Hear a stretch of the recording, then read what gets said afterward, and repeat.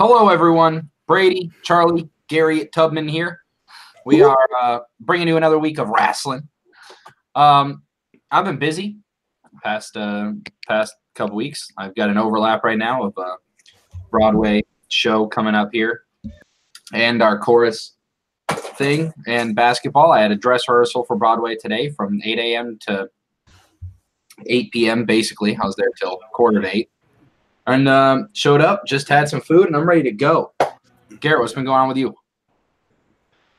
Just on the job hunt, stuff like that. Like just trying to figure out where I'm doing after school, and just put out the first video on my channel in 9 months. I might talk about that more, but yeah. So you graduate in what, May?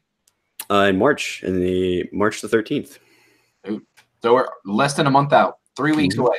Yes, sir. That's legit. Charlie, what's been going on with you? Working, figuring out what to do with school. Been working on a video that you don't know about yet, Brady, but I was going to talk about it right now. So Brady and I have been doing these mock drafts, and we're going to kind of turn into a little series. We just kind of wing these things off the hip, whether we're just messaging back and forth in like Facebook, really, just at work, whatever, when I'm there. And so we're going to kind of make a mock draft Monday thing here where I've got the videos going.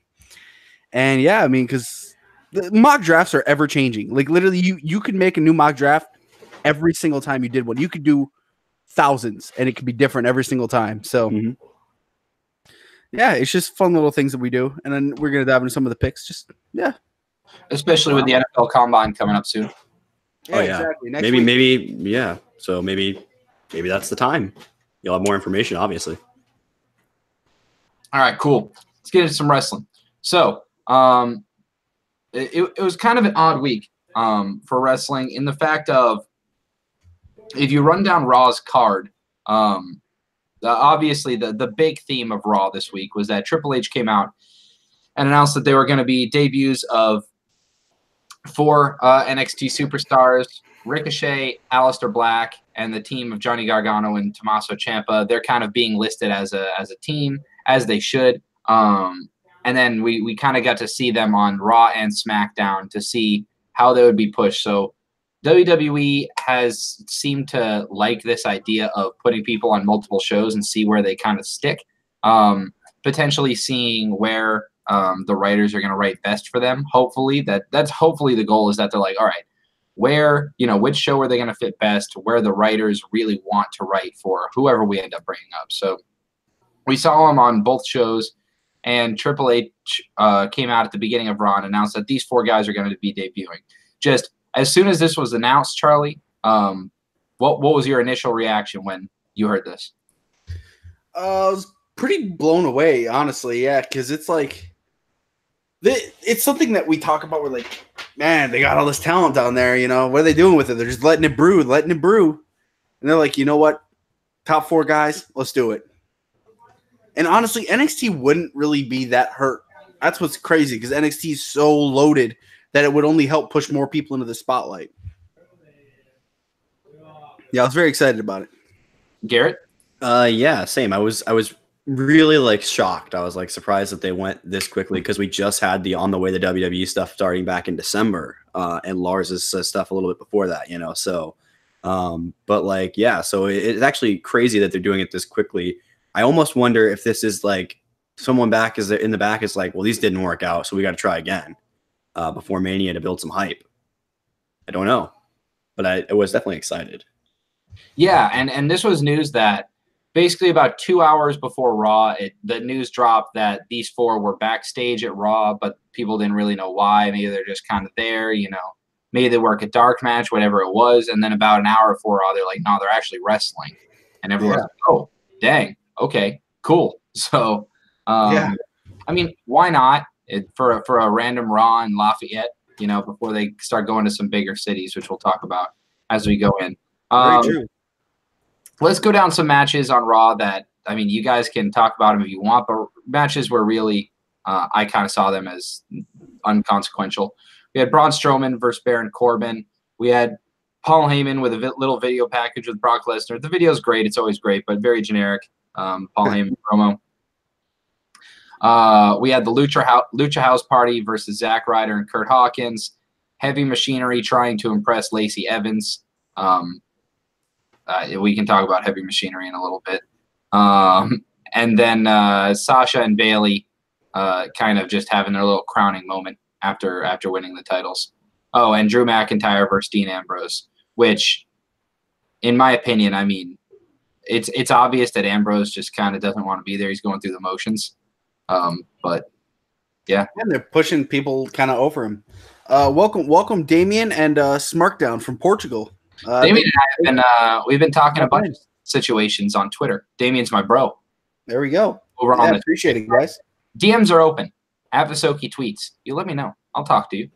But yeah, and any of those things that I talked about, Garrett, that kind of stuck out, or yeah, so there was a couple of things. So I actually had an idea for one, and I had a comment on the other. The whole Paul Heyman thing, but he came out to introduce the package, right? It was kind of strange. It was really weird, and then he was narrating the whole thing. It'd be one thing like if they had like that one deep voice dude that they have do all their like packages, and every now and then they'll bring him out. That's like, well, the last time on Monday Night Raw, this happened, and he'll explain the story or whatever that they only really do for big feuds, which makes sense with obviously with the feud that they're involved with. But it was just really weird watching him come out and introduce something where he was narrating. But anyway, the other thing I have to comment, I think they made a misstep with Sasha and Bayley. I think they should be the first. I don't know if this has ever happened. I'm sure it has. I want there to be a tag team championship open challenge at one point. Because I think that would offer the opportunity for a lot of the other tags to show what they can do. And that means that you don't always have to have the tag titles on both shows every week. You can just have them defend the titles on one. And then you're like, oh, they're still recovering from the previous match. That's why they're not on SmackDown, or they didn't need to be here for Raw because they just did it last week or whatever, whatever it takes. But I just think that would be really cool to see two people being like, we're both so good. We're so confident in each other that we're willing to put it on the line, like that would be a really good story building. And personally, in my opinion, I don't know. What do you guys think? Yeah, definitely. Yeah, it'd be pretty cool. So the chat wants to talk a little bit about NXT. It looks like they're just kind of rolling. So I just want to lay these thoughts on you guys. So Daniel says, I think NXT will become like ECW was back in the day, where we have a main show and a development combined. I mean, definitely, that's something you see a little bit where people just want it to be its own brand. I like it the way it is personally, because 205 Live's its own brand, and it is what it is. Well, the interesting thing is I forget which, I think it was on their Raw review, Luke Owen of Wrestle Talk. I reference this guy's thoughts a lot because I agree with a lot of what he has to say. And he was saying this, he thinks, is the first showing of Triple H's plan for interconnected brand stuff. And so that these guys aren't actually debuting. This wasn't a debut. They were just crossing over from NXT to do a little feud over here. Maybe DIY with the Revival, Aleister Black with Elias, and Ricochet with anybody. And maybe some of them are going to stick, but I think some of these people will end up going back. And I seriously do wonder if that's what this is. If Triple H is like, all right, we're doing it. We announced it. We talked about it. It has been reported that these four guys are definite permanent call-ups. Yeah. Okay. Well, then, with that information, I would say that if that's been said, then maybe that's not true. But this could have been their first attempt to shift into a scenario like that, and they just said that after the fact to sort of because it didn't go the way they wanted it to. Maybe. Yeah, it's odd that Ty Dillinger, talking about recent releases and stuff, Ty Dillinger said, "Hey, send me back down to NXT or release me," and they released him. So interesting. Yeah. What do you think about the regional NXT promotions kind of being the real developmental ones, whereas this NXT would be the third brand? Smarkdown was saying that definitely is interesting. For me, it's too. I don't know. It's already too much wrestling for me. Yeah. I think with three brands plus AEW, New Japan, Ring of Honor, like the hardcore wrestling fan, it's already too much. And I know that WWE has all this talent, and they're not just going to let it. They're not just going to let them walk out the door. But for me, it's almost to the point where it's too much. Just if I were to watch the 6 hours of normal WWE television, the 3 hours of Raw, 2 on SmackDown, and 1 of NXT every week, I feel like it's almost to the point where I feel like a lot of casual fans would much rather, like, not casual, but the fans that are into it, but like they just don't have the time. When I watch Raw and SmackDown, I record it. The next day I go back, I watch the first segment, and I watch the segment at the end of hour 1, at the end of hour 2, and at the very end of the show. Those are the only segments I generally watch unless something catches my eye, and that's it. Like, I don't have the time to watch every bit of WWE, and we haven't even talked about 205 Live, but we will at some point. I think WWE is just too much wrestling for me, and I know that a lot of people, you guys might have the case of like, well, it's great to always have more wrestling because there are always going to be people out there that are able to watch everything, but yeah. At the same time, too much wrestling, and it kind of ends up watering down stuff too, right? So yeah, I mean, do you remember how bad things got when they first launched 205 and had the ideas of launching NXT UK at the same time? And we thought there's no way this is going to work, and then they couldn't even figure out a weekly NXT UK show, or not NXT UK division show, and then they scrapped that whole division and made it into NXT UK. I mean, yeah, I feel like NXT UK, it's good for its own thing, you know? Like, the people in the UK, they love it. It's their NXT. Yeah. And I totally get that. I mean, you know, and just like they just announced that Walter and Pete Dunne will have their match on NXT TakeOver Brooklyn. So it lets you know they're still integrating that. They actually, there's really some spoilers for that stuff. I'm not going to go into it because it just got today, but there was some interesting stuff on there. So let's just go on the themes of these call-ups. All right, I'm gonna go through every guy right now, one at a time, and we're all gonna say, what do you hope? What do you think that they should be at? What level should they be at in 1 year? And where do you think that they'll be at based on what you think WWE will end up doing? All right.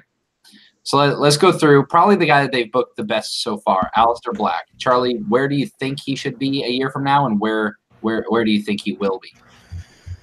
A year from now, I think he should be in the discussion to be at the WrestleMania title match. I think that is the level he could be at. I think there's a good chance he's the guy that's holding your IC belt or United States belt, though. I do think he's not going to be a guy that goes under the radar. So you think he should be WrestleMania main event? I think he should be a guy like Samoa Joe, where you can plug Samoa Joe into the main event anytime. Does that make sense? Yeah. Okay, but you think more realistically, you think mid-card title holder? Maybe like where Finn Balor's at right now. Okay, Garrett. I'll agree on where I think he'll be, but I don't think. I really would like to see Aleister in the main event, but I think he's been pegged as a gimmick guy by Vince. Unfortunately, that everything that is the character is the Aleister Black gimmick, if you will. Not that it's a gimmick, but because it's just Tommy End. But like I think sometimes he looks at a guy and he thinks that it's all the flash and none of the substance of the character, which is clearly there with him. And I think he'll be pegged even lower than mid-card, unfortunately. As crazy of an opinion as that is, I think there's too many main eventers already, because I think he's going to end up on Raw if he ends up on a single brand. And I think there's too many main eventers for him to get even into the mid-card, because how many main eventers are in the mid-card right now, you know? I mean, Raw only has 2 main eventers, dude. They got, if you take out Brock. Yeah, but who are they putting in there right now? Nobody. They could. There's people you could elevate. You look at what happened with Mustafa Ali on SmackDown. I know it's a 2-hour show, but since you have that extra hour, you could give someone a gauntlet match or something like that where they show their stuff, you know? Yeah, very true. So it's like, why are they not? I don't know. I think Aleister Black should be whatever show is seen as the second show. If it ends up being that SmackDown is the 8th show when they move to Fox, then he'll be on Raw, or, you know, as of right now where they stand, he would be on SmackDown. And I think that Aleister Black should be someone that's challenging for titles, has good matches. He's used every single week, regardless of if he wins a title. Will he win a title in a year? I have no idea. But I think that he should be, you know, like Charlie was saying, that Samoa Joe role. I'm fine with that. And I see them more using him as a mid-card, like, gets title matches every once in a while, but never wins them. And I see him more as where Elias was a couple months ago, where the fans really like him, but he's just not really there on WWE's eyes. All right, let's go Ricochet. Garrett, where do you think he should be in a year, and where will he be? He should either be IC or United States champion in a year, especially based on his short but really effective run as NXT North American champion, which is sort of the equivalent, obviously, of your US title or your IC title. But I think unfortunately his in-ring work will get him some title shots. I think he'll be like kind of one of those placeholder baby faces in title feuds for a heel. Unfortunately, again, I really don't want to be this negative. I don't think they're going to use Aleister. I don't think they're going to use Ricochet that well because their track record of people with this level of character work, where is sanity? I agree with Killian Dane. You know what I mean? Like, they're on the show. They were, I think they were they were this week. It was Eric Young versus Ricochet, right? Or was it? Yeah.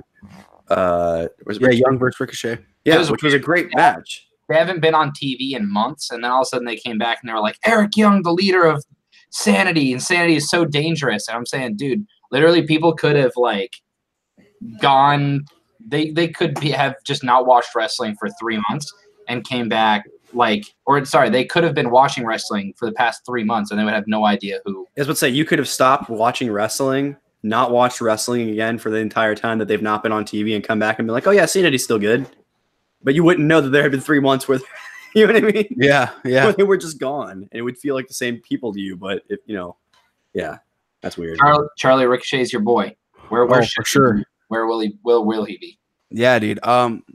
Well, two things. I want to say welcome off course. And Smarkdown, I definitely agree with the 205 Live stuff. Guys, the chat's live tonight, man. It's awesome. We appreciate it so much, guys. We really do. We love everyone hanging, and it's awesome to talk to you guys. Now Ricochet. So this is something we could talk about. Going two ways. Where do I think he'll be? I think he'll be Universal Champion, and that's where I want him to be. I think Ricochet is the guy that he is champion or going for the belt next WrestleMania. Whether it's him and Seth Rollins or, him and maybe Daniel Bryan. Something like that. I could definitely see it, man. They believe in it. Didn't you get that vibe that they really want to push him at all? I don't know. I just got that vibe, and Ricochet was he got the biggest crowd reaction during the ring in Lafayette. That's got to say something to everyone back there. Oh, he's special in the ring. I mean, people just are amazed at the things he can do. I want to believe what you're saying about Ricochet, that there was this connection that they felt to him, but I felt like, and I discussed this with you guys a little bit earlier today, I felt like this was people not knowing what to do, feeling like they're finally feeling that they're out of touch and hitting a panic button that was the top 4 stars in NXT, and it didn't actually have any meaning. And even since then, they've hired so many new producers. They've got a new head creative team. They've let go of people. Like this Raw is, I don't know. Richard, eh? Something's gonna be changing, man. And you can tell. You can get that vibe. Stuff's changing. I think he's going to be Neville-esque in the fact that they're going to try to send him down to 205 Live to try to save it. They could. And it's not going to work. And I think he will have to, in a year, he'll be scratching and clawing his way back onto the main roster.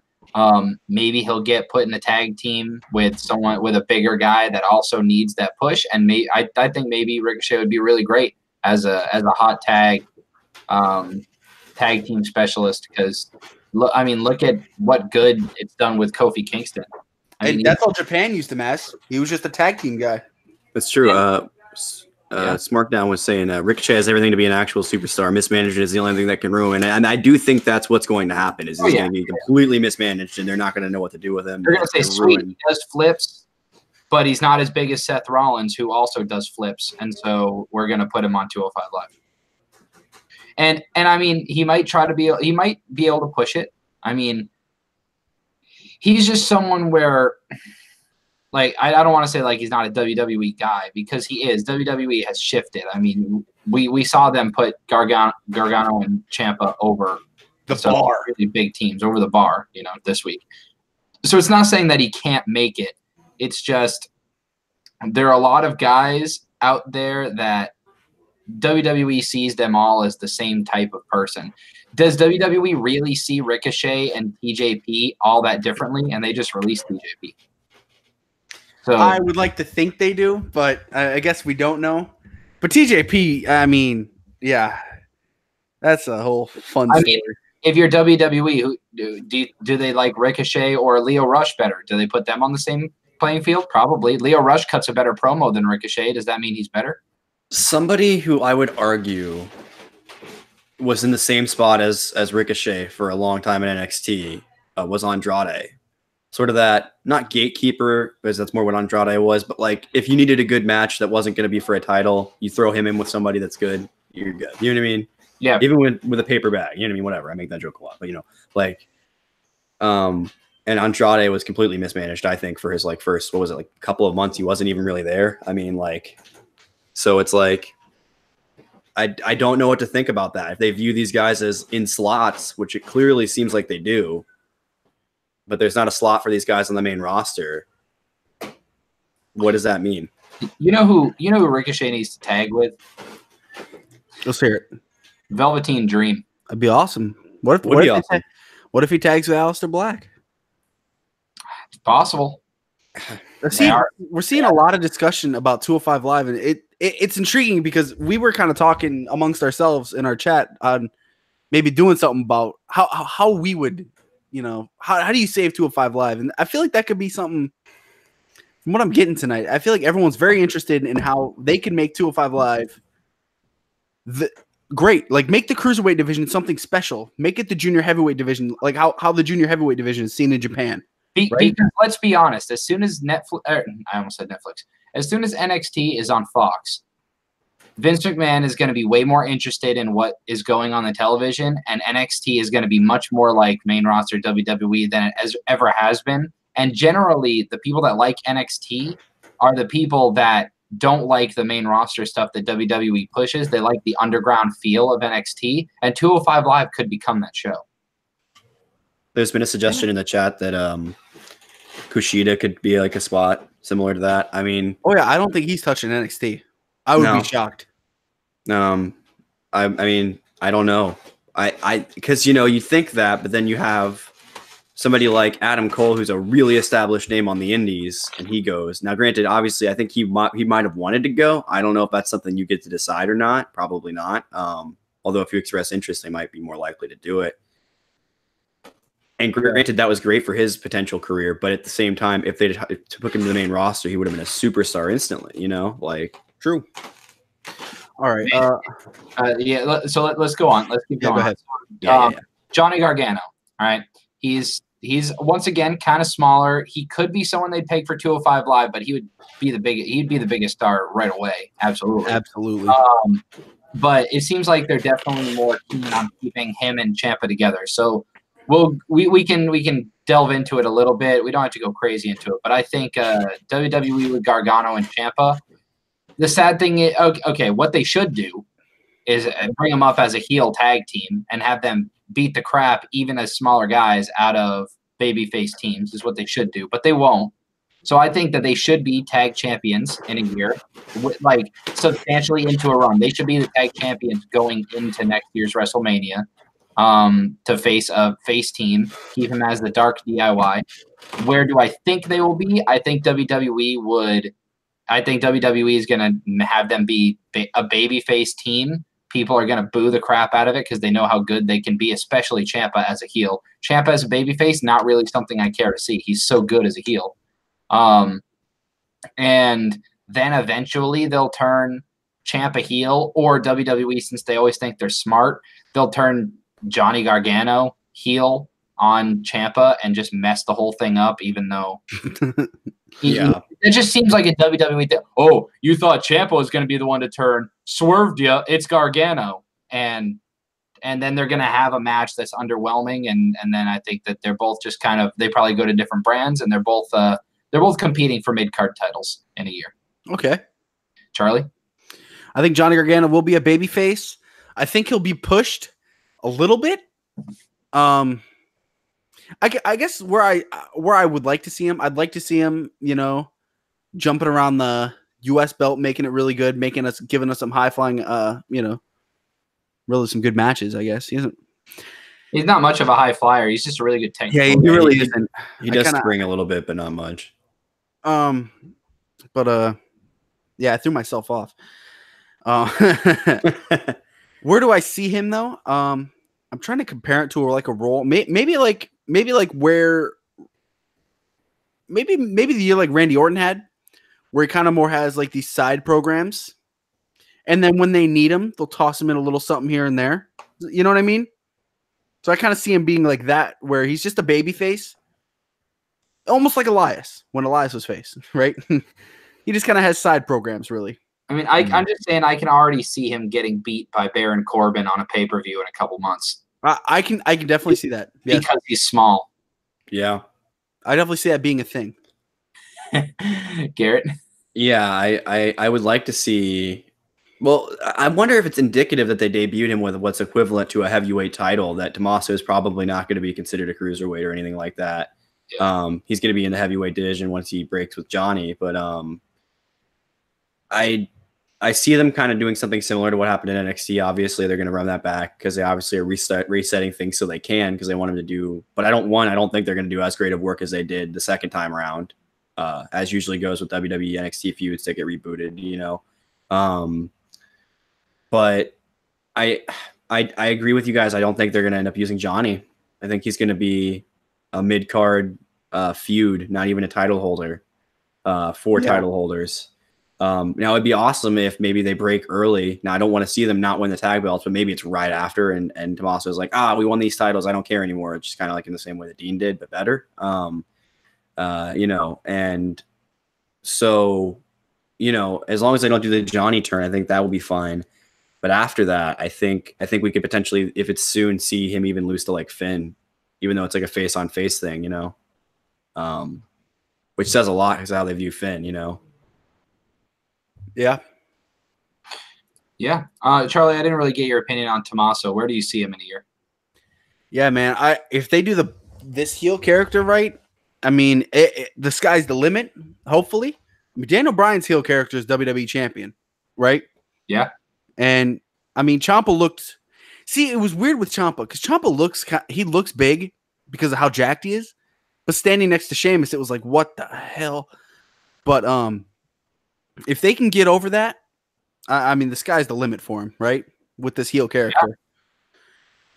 Yeah. You could even align Ciampa and Bryan together, like a Ciampa and Bryan versus Gargano and Styles match. Yeah. You don't even need a title on the line. Just throw them in there and let them go. Make Tommaso one champ, like mid card, and then Daniel Bryan still as champion. I mean, oh my gosh. Ugh.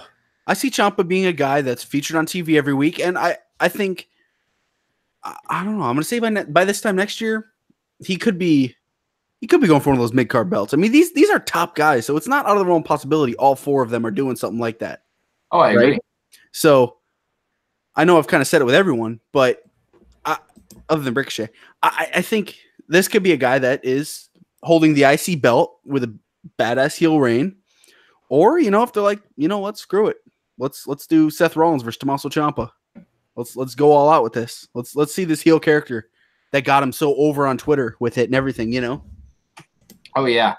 All right. So a couple other things I want to touch on. All right. So let's talk. Sure. We're obviously in the middle of we've got a pay-per-view coming up really soon, but let's talk about WrestleMania. We don't even need to look forward to the fast lane. It's just weird that it's fast lane, baby.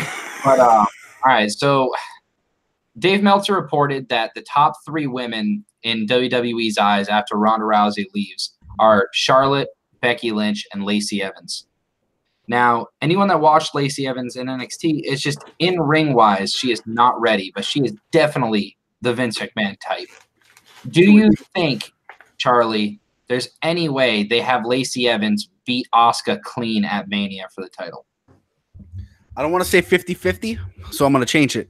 I'd say, yes, there is a very good chance that could happen. I'm going to say that even more because they're doing Mandy Rose next. Yeah. I would think it'd be Mandy versus her, but it looks like they're doing Mandy and her at maybe Fastlane. Yep.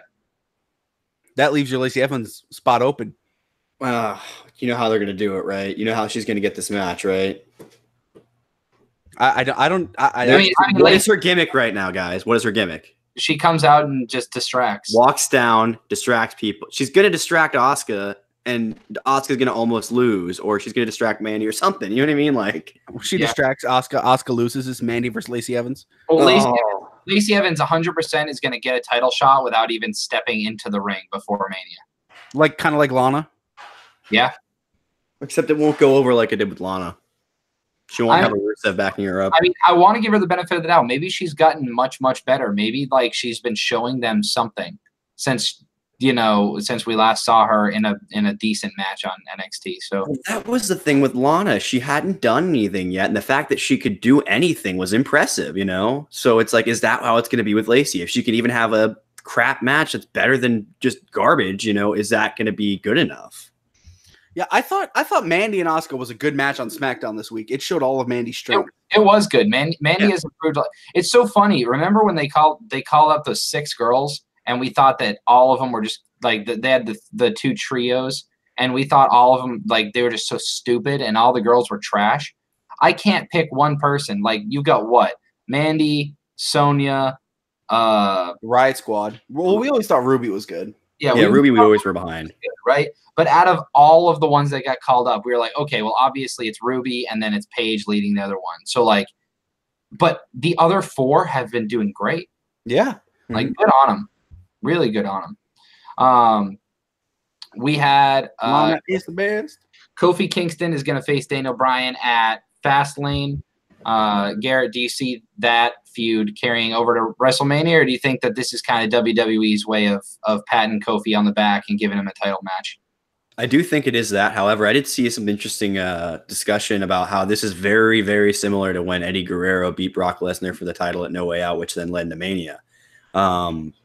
It could be something like that where they just see the opportunity in Kofi, and I would love to see like a 5-6 month feud, like because we get those sometimes, you know, between these two. If we're gonna get one, you know, make it that. I'll watch them fight for that long. I'll get sick of it like I did with everything else, but you know. And there's so many pieces. You got the New Day, you got Rowan, probably Harper, maybe Bray Wyatt. Yep. I mean, you got all these other pieces that can make an impact in this. Oh my goodness, a blood feud between the Wyatt family and the New Day renewed, but under a different leader. Oh yeah.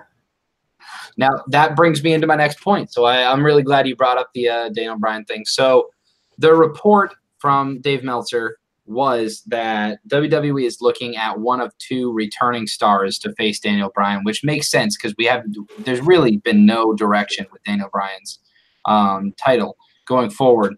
And the rumor is that we're going to go with this everyday common man Kevin Owens returning or Bray Wyatt returning. Charlie, which one of those 2 would you prefer and why? This is hard. I'm going to say Owens, though, because I just think I would love to see Owens come back and be in the main event right away, because it felt like he never should have left it when he held the Universal title, but they did this whole Goldberg thing. You remember? Yep. Yeah. I wish he never left that scene, but I feel like if you bring him back right away as this, it almost looks like a Kevin Steen kind of thing from what I saw. And it's like, I'm down with it, man. And it's kind of the same thing with Owens and Wyatt, right? Where you brought up the point, Charlie, where like both guys were at the top, world champions, had nothing wrong with them. It's just WWE just screwed it up and took the title off of them, and they just never recovered. Yeah, let me say, if it is Wyatt, I'm cool with that too. Like, 1,000% down. Agreed. I'm cool with both. Yeah. Garrett, which one do you prefer? Purely just because I'm curious the storyline that would go with it. I would like to see the Bray thing. I kind of already can see where they're going with KO. He's going to be a super face, you know, and then maybe Sammy will come back still a heel, and you'll have to slowly convince Sammy to come back to light or something. But or maybe not. Maybe Sammy will forget that he was ever a bad guy.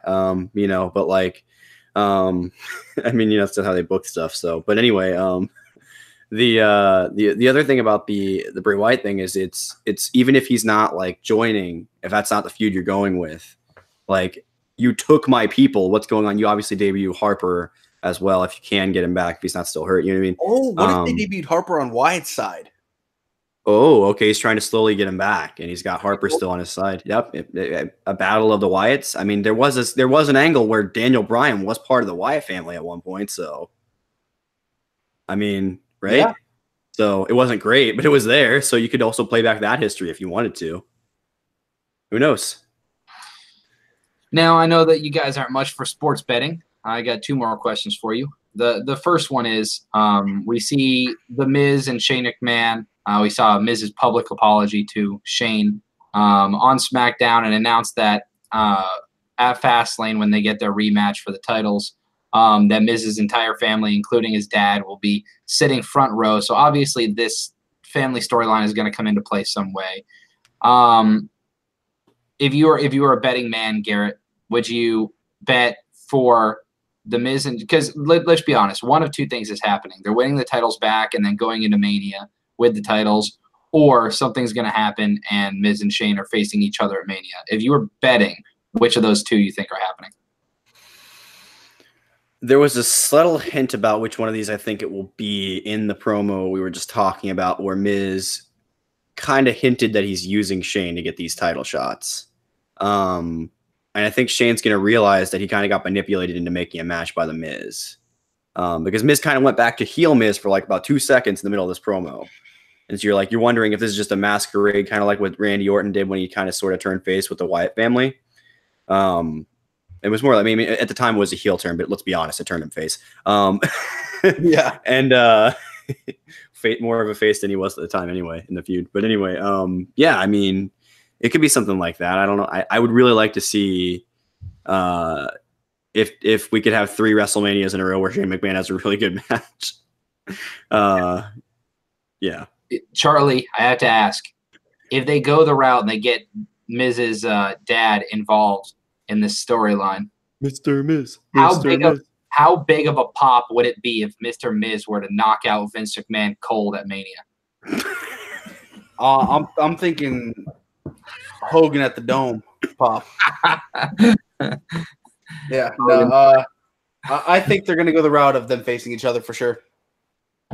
I agree. And I think that is the way to go. It's so funny. The Miz always gets the interesting match at Mania. He got the main event once, but it wasn't really the main event because it got overshadowed kind of deal. It's just The Miz is so good, man. There are still people out there that don't believe that The Miz is a Hall of Famer. And I don't know how. He's so good. Yeah. No, there are people out there that think that the Usos aren't Hall of Famers either. Yeah. It's stupid. All right, last question. I'll just simple yes or no. Garrett, is 2019 the year John Cena beats Ric Flair's world championship record? No. Charlie? Yes. Any prediction on who he beats, Charlie? Do you think it's a hot shot and then he loses it right away, or you think he's actually going to have a run? I think it's another 14-day title reign. Okay. And God, who would it be? I have an idea. I think SmackDown's going to have some wild champions this year, dude. I think it's going to bounce all over the place. So maybe just somewhere along that lines. There's Ciampa wins it and then loses to a return. I know exactly how you do this, actually. And it seems I'm on the other side, but I could see it going this way. You have Bryan hold it past all the way through to the next big pay-per-view. And then you have Cena say, hey, I'm coming back. What's the next one after this? Survivor? No. SummerSlam. Be SummerSlam. Yeah, SummerSlam. At SummerSlam, you have John Cena be like, hey, I usually lose at SummerSlam. I'll probably lose again this year. Da, da, da, da, da. You know what I mean? And then he wins that title and then it announces his retirement and literally just gives it up. He doesn't actually, because I don't think John Cena wants to lose the belt. I understand that he understands the wrestling business and that's kind of what you do on the way out. You lose, you drop the belt. I think if anybody gets that nod from Vince to say, yeah, you can just retire with the belt, it's him. Yeah. Maybe Roman one day. Maybe. Yeah, and that's the last thing I'm going to touch on before we finish up. So Roman Reigns, it was announced that on Monday, so in 2 days, 2 nights, I guess I should say, Roman Reigns will make his return to Raw. And then it was leaked through a bit of was it an Instagram thing, Charlie? Something like that, yeah. There was a trainer that owns a gym that was like training with Roman Reigns at some point. Like Roman Reigns happened to go to the same gym as this guy, and he posted and he was like, so grateful to work alongside Roman Reigns as he prepares for his in-ring return. And we don't know if that means like he's just getting in the ring, but if this guy knows what he's talking about, that's talking about Roman Reigns wrestling. And for whatever reason, it's sending people into a frenzy. And if Roman Reigns gets booed, I'm going to be pissed. But Garrett, are you excited for a Roman Reigns return? Do you think it's about time for him to come back if he's healthy? Yeah, I think certainly if he's healthy enough to wrestle and he's not like being debilitated by this illness, which I'm sure obviously it is a really debilitating illness.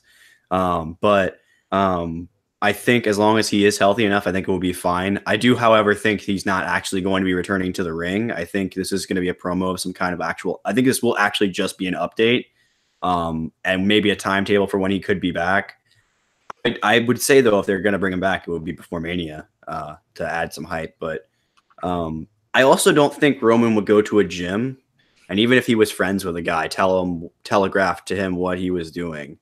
I think this is someone's assumption based on seeing him train. I think he just wants to be in ring shape when he comes back. Yeah, Charlie, there's been reports that the Shield, they want to do something Shield related at WrestleMania. Is this more of an encouraging symbol to you? It'd be interesting. And if Roman like spears Brock or something like that, yeah, it'd be kind of cool. God, if Roman helped Rollins win the title, that would be awesome. If that's how we went out at WrestleMania, was like, I mean, even though we're going to end with the Rousey match. But we'll end with Becky holding that belt high with fireworks going off. It'll be sick. Oh, we absolutely. Well, wait, Dean's contract's up after Mania, right? Yep. He just kind of slowly, he kind of just turned himself back by choice. So if it's one of those deals where Roman decides that he's not wrestling anymore and Dean's out of the company, just leaving Seth, this is the last chance for the Shield to get that feel good moment at Mania. So it might, and that would be cool. Like what a cool circle for them to all come back together when Rollins was the one to betray him, and then those two helping him win the title over Brock. Dude, you can picture the shot. Rollins got the belt over him, and they all just put their fists out. Yeah, or even I know exactly how you do this too. The way you do the way they help. Roman like is getting beaten up by somebody. I don't know. Brock can just go out to the side of the ring and try and beat up Roman or something like that. And as Roman's, if Roman's capable of doing this, by the way, I'm not saying force Roman to do this, but if he's capable, maybe let him take a little bit of offense or something. Nothing big, just like punches or something like that, which are believable from Brock. And then you have Dean come down for the save. And that's your reuniting of them, because you've already had him slowly turn himself back anyway. So it doesn't matter if he does that at this point. And hell, if they're ready for an in-ring return, I mean, if we had like, I don't know, if we had some sort of passing the torch scenario between like the Shield, and if you could get like Undisputed Era up or something and do something with those two, some sort of planning for the future as far as the next great stable, I think it'd be fantastic. But yeah. All right. Good show, boys. I like it. Yeah, thanks for everyone for stopping by. We appreciate it. Yeah, it was awesome. Chat was lit. Love it. Yeah. I'm gonna go play my 2K guy a little bit. I'm also exhausted. Been up since 6. Ready to get some Z's. Yeah, I really need it, man. I'm trying to be lazy. I got dishes to wash. I think tonight might be a night where I might make the smart decision, just crash at like 10:30, wake up early tomorrow. I feel it. So, yeah, But anyway, that'll do. And yeah, make sure to like and subscribe. Click the little bell so you know when we go live. Ding. And until next time, guys, share this, and we'll see you on the flip side. Peace.